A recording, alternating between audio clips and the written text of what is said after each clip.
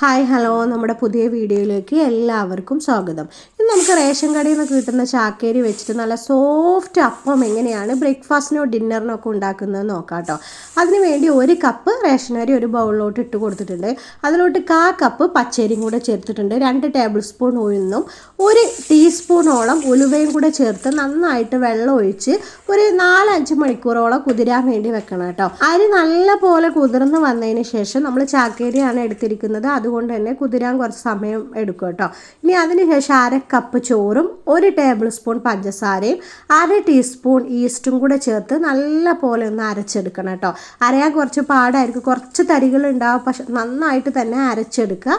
അരച്ചെടുത്തതിന് ശേഷം നമ്മൾ എന്ത് ചെയ്യണം, കൈ വെച്ച് നല്ല പോലെ ഒരു 5 മിനിറ്റ് മിക്സ് ചെയ്യണം കേട്ടോ. അപ്പോൾ ഇങ്ങനെ മിക്സ് ചെയ്യുമ്പോൾ എല്ലാം ഒന്ന് നല്ല പോലെ ഒന്ന് മിക്സ് ആയും കിട്ടും. ഇത് മാവ് നന്നായിട്ട് പുളിച്ച് പൊങ്ങാനും സഹായിക്കും കേട്ടോ.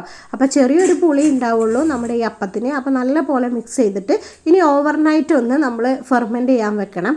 അപ്പോൾ രാവിലെ നോക്കുമ്പോൾ ഇതാ മാവ് നല്ല പോലെ പൊങ്ങിയിട്ടുണ്ട് കേട്ടോ. ഇനി ആവശ്യത്തിന് ഉപ്പ് ചേർത്ത് നമ്മൾ അധികം ഒരേ ഡയറക്ഷനിലോട്ട് തന്നെ മിക്സ് ചെയ്യാൻ നോക്കുക. പല ഡയറക്ഷനിലോട്ട് മിക്സ് ചെയ്യുമ്പോൾ ആ മാവ് പൊങ്ങി വന്ന കുമിളകളൊക്കെ ഒന്ന് പൊട്ടിപ്പോവും, മാവിൻ്റെ സോഫ്റ്റ്നെസ് ഒക്കെ ഒന്ന് നഷ്ടപ്പെടും. ഒരുപാട് മിക്സ് ചെയ്യാനും നിൽക്കരുത്. ഈ മാവ് നല്ല കട്ടിയിലാണ് ഇരിക്കുന്നതെങ്കിൽ എന്ത് ചെയ്യുക, ഒരു 2-3 ടേബിൾ സ്പൂൺ വെള്ളം ഒഴിച്ച് മാവിൻ്റെ കട്ടി ഒന്ന് കുറക്കാം കേട്ടോ. ഈ മാവ് കുറച്ച് കട്ടിയിൽ തന്നെയാണ് നമ്മൾ ഒഴിച്ച് കൊടുക്കേണ്ടത്. അതിനുശേഷം ഞാനൊരു അപ്പച്ചട്ടി ഗ്യാസിലോട്ട് വെച്ചിട്ടുണ്ട്. എണ്ണ തൂത്ത് കൊടുത്തിട്ട് ഇതുപോലെ ഒരു തവി, നമ്മുടെ അടുത്തുള്ള ഒരു തവിയുടെ കണക്കിന് ചെറുതായിട്ടൊരു തവി എടുത്തിട്ട് ഒഴിച്ച് കൊടുക്കുക. ഒഴിച്ച് കൊടുത്ത് ഫ്ലെയിം എപ്പോഴും ഒരു മീഡിയം ഫ്ലെയിമിൽ വെക്കുക. ഒരിക്കലും ഹൈ ഫ്ലെയിമിലിട്ട് ഇത് കുക്ക് ചെയ്യരുത്. മീഡിയം ഫ്ലെയിമിലോട്ടിട്ട് ഒഴിച്ച് കൊടുത്തതിന് ശേഷം സിമ്മിലിട്ടിട്ട് വേണം കുക്ക് ചെയ്തെടുക്കാൻ. മാത്രമല്ല ഇതിങ്ങനെ ഒഴിച്ച് കൊടുക്കുമ്പോൾ തന്നെ നമ്മളിത് അടച്ച് വെക്കരുത് കേട്ടോ. ഒഴിച്ച് കൊടുത്ത് ഒരു 2-3 സെക്കൻഡ് വെയിറ്റ് ചെയ്യണം. നല്ല പോലെ ഹോൾസ് വരും ഈ അപ്പത്തിന്.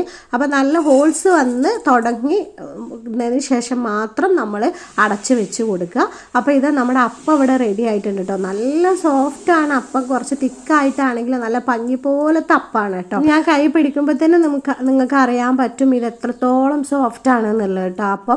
അപ്പം ഇനി ഇതുപോലെ ഉണ്ടാക്കി നോക്കാത്തവരാണെങ്കിൽ ഈ രീതിയിലൊന്ന് ട്രൈ ചെയ്ത് നോക്കാം കേട്ടോ. അടിപൊളി ടേസ്റ്റാണ് കേട്ടോ. ഇതിലോട്ട് നമുക്ക് ഏത് കറി വേണമെങ്കിലും ഉപയോഗിക്കാം.